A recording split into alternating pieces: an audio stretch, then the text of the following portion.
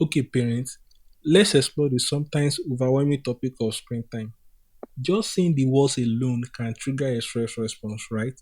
The battles over the iPad, the endless request for just 5 more minutes, that nagging feeling of guilt when we give in because we need a few minutes of peace. We've all been there. It's arguably the defining parenting challenge of our generation. And for so long, the message has been drilled into us limit screen time, set screen time limits. But I want to challenge that a little bit because while time limits can be a useful tool, they are not the whole story. They are not the magic bullet. In fact, focusing solely on the clock can sometimes make things worse. It can turn screen time into this forbidden fruit, making it more desirable for our kids. Think of it like this. Imagine someone told you that you can only eat for 30 minutes a day. Regardless of what you are eating, you could have a giant plate of broccoli and salmon or a bag of chips and a soda. It didn't matter as long as you stop eating after 30 minutes. That wouldn't make more sense, would it? You'll be much focused on the nutritional value of the food or making sure you are getting the vitamins and nutrients you needed. It's the same with screen time. It's not just about how long our kids are on screen, it's about what they are doing on those screens. It's about the quality of the content they are consuming and the impact it's having on their brains, their body, and their development. So let's ditch the idea that the same time limit works for everyone as the ultimate solution. Instead, let's shift our focus to the content, to the experience, to the quality of our children's digital interactions. And that brings us to a fundamental distinction active versus passive screen use. Active screen use is, in a nutshell, when your child is engaged, stimulated, and often learning. Their brains are working, they are creating, they are interacting, they are problem solving. It is the digital equivalent of a healthy, nutritious meal. Think about a child playing a coding game where they are building their own virtual world, learning the basics of programming in a fun and engaging way, or using an app that teaches them a new language through interactive games and quizzes, or having a video call with their grandparents who live across the country, sharing stories and connecting with loved ones, or using a drawing app to create digital arts, expressing their creativity and imagination, or even playing a collaborative online game with friends where they are working together as a team, communicating and strategizing. These are all examples of active screen use. They are activities that stimulate the mind, encourage creativity, and promote learning. Passive screen use, on the other hand, is more about mindless consumption. It's when your child is passively watching videos, scrolling endlessly through social media feeds, if they are old enough to have accounts, or playing games that don't require much thought or engagement. It is the digital equivalent of junk food. Think of those endless unboxing videos where kids watch other people open toys for hours, or watching the same short, repetitive video clips over and over again on platforms like TikTok or YouTube Shorts, or playing simple, repetitive games that don't offer any real challenge or opportunity for learning. Now, I want to be clear, I'm not saying that all passive screen use is bad by nature. Sometimes we all need to zone out a little bit, and that's okay. We all need a break. But the key is balance. We want to encourage more active screen use and minimize the passive stuff. We want to make sure our kids are getting a healthy digital diet. So, how do we do that? How do we shift the balance from passive to active? One of the most powerful and often overlooked strategies is co-viewing. This means quite simply watching and engaging with your child's media together. It's about turning screen time into connection time. It's a real turning point.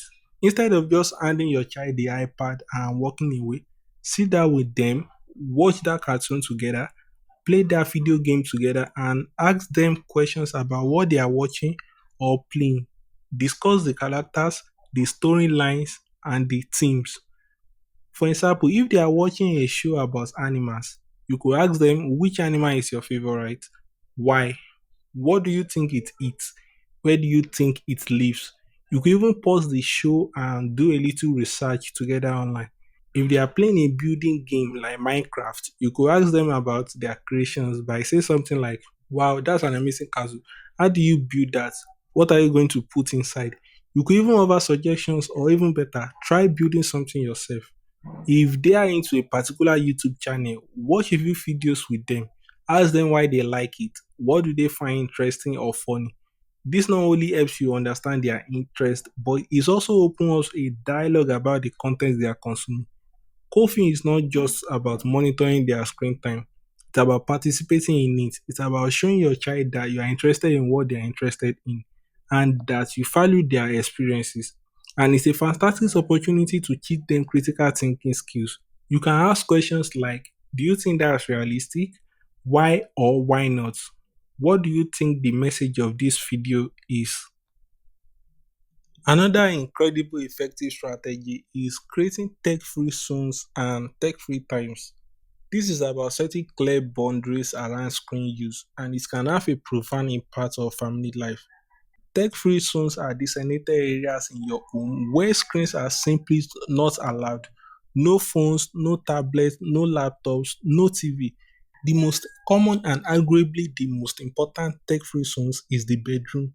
Study after study have shown that having screens in the bedroom disrupts sleep both for children and adults. The blue light emitted from screens interferes with melatonin production, making it harder to fall asleep and stay asleep. So, making bedroom screen free zones is a powerful step you can take to improve everyone's sleep quality. Another excellent tech free zone is the dinner table. Making mean time screen free creates a dedicated space for conversation, connection, and simply being present with each other.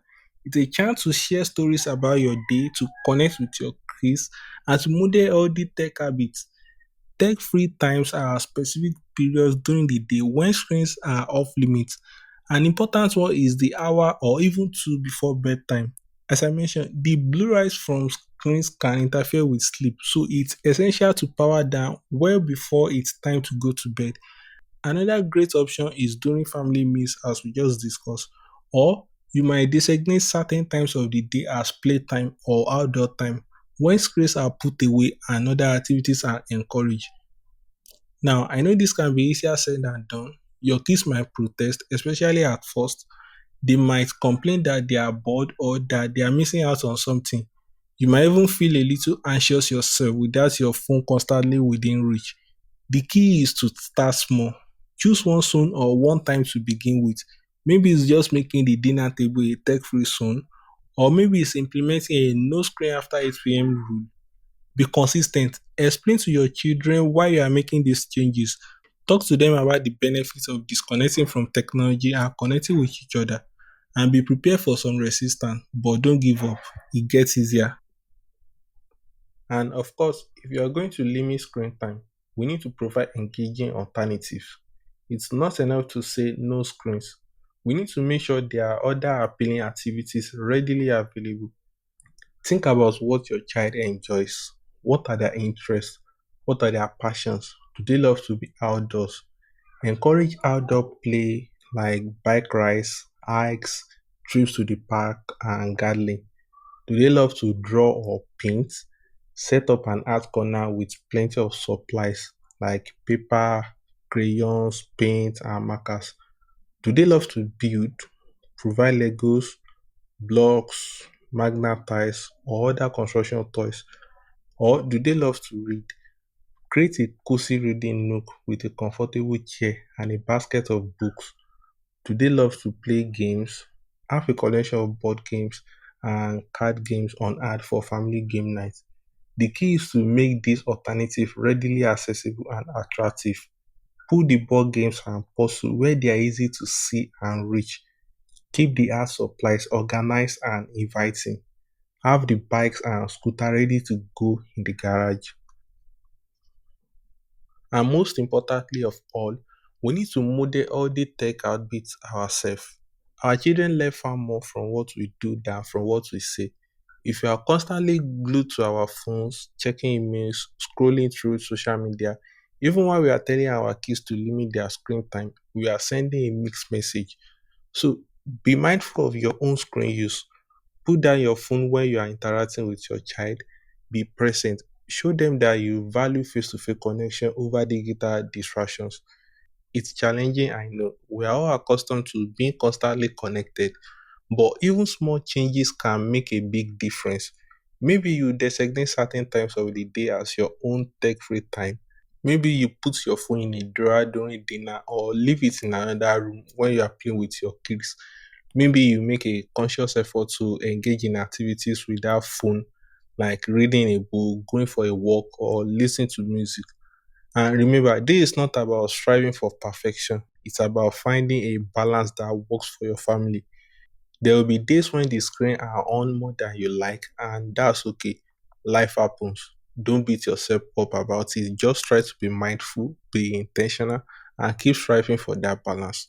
To help you on this journey, I've created a downloadable screen time contract that you can find in the resources section of this course. It's a simple template that you can use with your child to discuss screen time rules, tech-free zones, and healthy alternatives.